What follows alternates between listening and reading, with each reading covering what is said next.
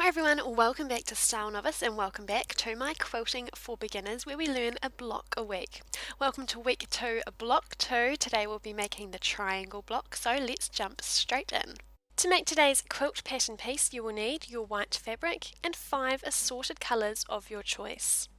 With pre-washed and ironed fabric, use your rotary cutter, cutting mat and quilting ruler to cut all selvages and create a straight edge from which to base your square measurements. Polka dot and striped fabric can help you work to a straight line by following the lines of the patterns. Step 1 is to cut out your fabric. Cut 5 white fabric squares at a size of 5.5 inches by 5.5 inches and 5 assorted coloured squares to the measurements of 5.5 inches by 5.5 inches. Step 2 is marking your half square triangles. Place one white square on your work surface, good side up, in a diamond position. On top of this, place one coloured square, good side down. On the back side of your coloured square, rule a line from the top corner to the bottom corner.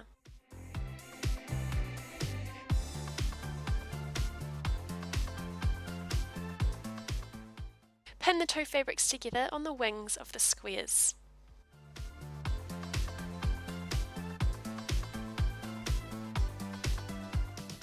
On each piece, sew a line 1/4 of an inch to the right of your centre line and a second line 1/4 of an inch to the left of your centre line. The centre line itself is remaining unsewn at this stage, and remember to backstitch at each end. Step 4 is cutting and ironing your half square triangle. So along the original centre line that you marked, cut.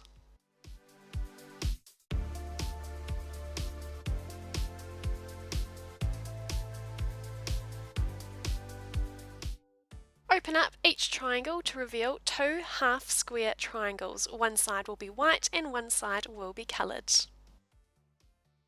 With each piece, open the seams and iron flat. Step 5 is trimming your half square triangles, so trim these squares to a size of 4.5 inches by 4.5 inches. The first cut sets the size.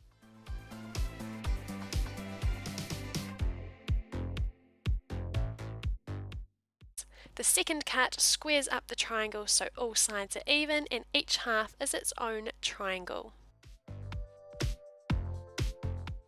Overhanging seams in the corners will also need to be trimmed. Now, one square can be sacrificed to practice your trimming, as we only need 9 squares to continue.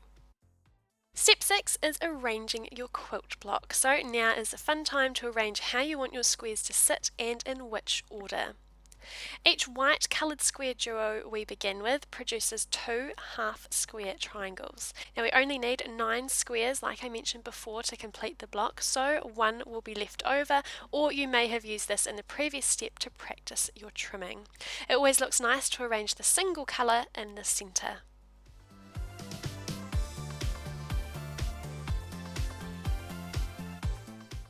Step 7 is sewing your block together. So row by row, sew together your squares using a 1/4 inch seam allowance. Open all seams and iron flat as you go.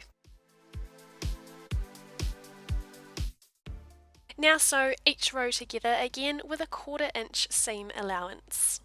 Just like last week, when you get to this last stage of stitching everything together, you want to make certain all seams align and pin everything heavily before you sew. Then open and iron all seams. So your block at this stage should measure 12.5 inches by 12.5 inches. Don't be too worried if at this stage some of your triangles look like they have squared edges or some of the bodies of the triangles are longer than others.